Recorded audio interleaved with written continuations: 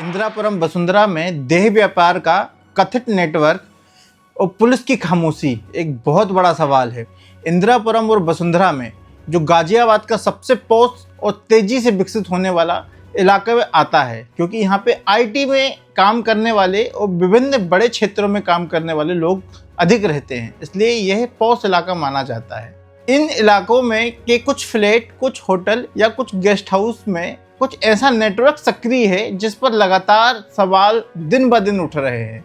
स्थानीय सूत्रों के और लोगों के मुताबिक इलाके में कई ब्रोकर सक्रिय हैं और ये ब्रोकर देह व्यापार के नेटवर्क से जुड़े हुए हैं।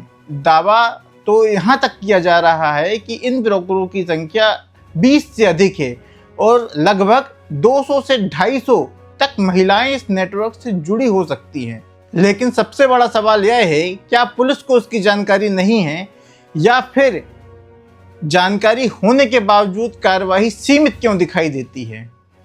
आप मेरे साथ जो फ्लैट और जो सड़क, जो मार्केट देख रहे हैं, इन्हीं सड़कों, इन्हीं मार्केट में ये ब्रोकर सक्रिय हैं। यह कोई पहली घटना नहीं है या सिप्रा दर्पण कोई मनगढ़ंत नहीं बता रहा है।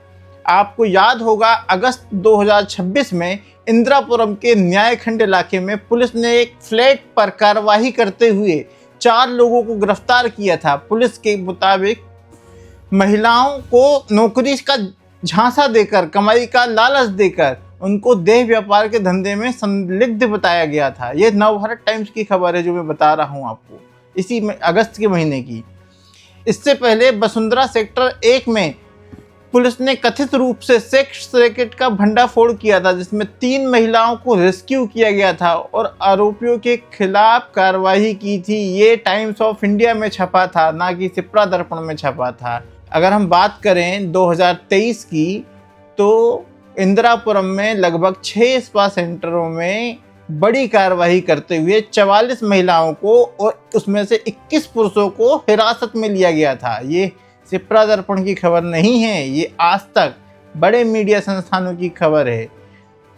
तो फिर सवाल यही उठता है, अगर लगातार मामले सामने आ रहे हैं तो क्या इनके पीछे काम करने वाला पूरा नेटवर्क तक पुलिस पहुंच पाई है? आखिर ये ब्रोकर कौन है? कहां से संचालित हो रहा है नेटवर्क? क्या व्हाट्सएप और ऑनलाइन के प्लेटफॉर्मों के जरिए ग्राहक को जोड़ा जाता है? बड़ा सवाल है। सोचिए, क्या फ्लैट, होटल या गेस्ट हाउस में स्पा संचालकों की भूमिका है? क्या मॉलों के अंदर व्याप्त स्पा संचालकों की भूमिका पुलिस के कानों में नहीं है या पुलिस सक्रिय नहीं है? क्या पुलिस के कान इतने कमज़ोर हो गए हैं? और सबसे महत्वपूर्ण, क्या पुलिस के पास कथित ब्रोकरों की जानकारी नहीं है? सिप्रा दर्पण किसी व्यक्ति विशेष पर आरोप नहीं लगा रहा है। हम केवल उन गंभीर दावों और पहले सामने आ चुके मामलों के आधार पर पुलिस से निष्पक्ष जांच की मांग कर रहे हैं। अगर वास्तव में 20 से ज़्यादा ब्रोकर और सैकड़ों महिलाएं इस नेटवर्क में शामिल हैं, तो उसकी पूर्ण रूप से निष्पक्ष जांच होनी चाहिए और अगर यह दावा गलत है तो पुलिस को सामने आकर स्थिति को स्पष्ट करना चाहिए। जनता का सीधा सवाल है कि इंदिरापुरम और वसुंधरा में आखिर कथित नेटवर्क कितना बड़ा है, कौन चला रहा है, किसकी सह पे चल रहा है और इंदिरापुरम पुलिस इतनी खामोश क्यों है और कार्रवाई कहां तक पहुंची?